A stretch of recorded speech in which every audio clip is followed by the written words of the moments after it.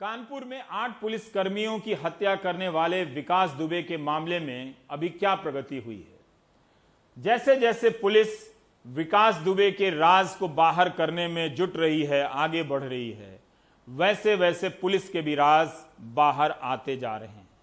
एक पत्र सामने आया है डिप्टी एसपी देवेंद्र मिश्रा का, जो उन्होंने इसी 14 मार्च को अपने अधिकारियों को लिखा था कि विनय कुमार तिवारी नाम के थानाध्यक्ष ने विकास दुबे की मदद की है, उस पर लगे मुकदमों की धाराओं को कमजोर किया है, उसकी सत्यनिष्ठा संदिग्ध है।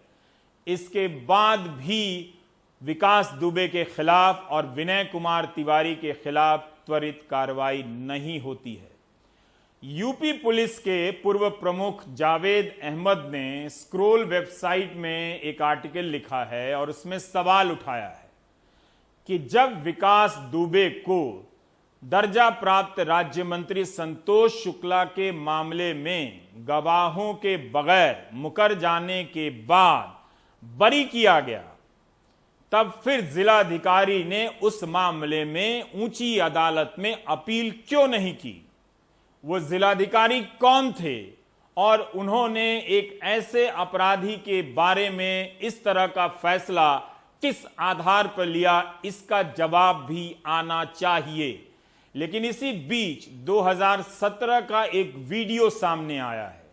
यह वीडियो विकास दुबे का है और एसटीएफ पूछताछ कर रही है और वीडियो में विकास दुबे बता रहा है कि वो उसके किन किन लोगों से संबंध हैं और जिस मामले में पूछताछ हो रही है उसमें किन किन लोगों ने मदद की है। विकास दुबे प्रधान और जिला पंचायत के अध्यक्ष के अलावा बीजेपी के 2 विधायकों का भी नाम लेता है, भगवती सागर और अभिजीत सिंह सांगा। इन दोनों विधायकों के बारे में विकास दुबे कहता है कि फोन पर इनसे बात होती रही है और आपस में आना जाना रहा है।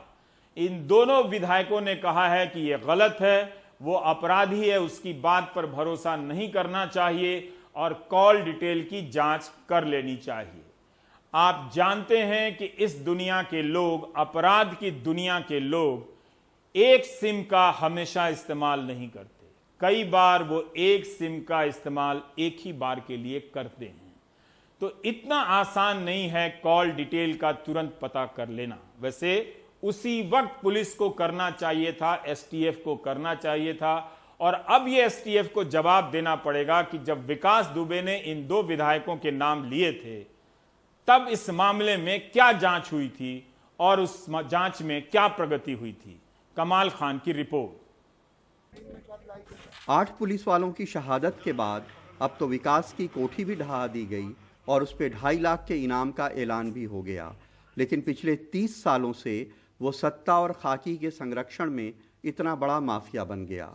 एक इंटरोगेशन में वो कानपुर से बीजेपी विधायक अभिजीत सिंह सांगा और भगवती सागर को मददगार होने का दावा करता है।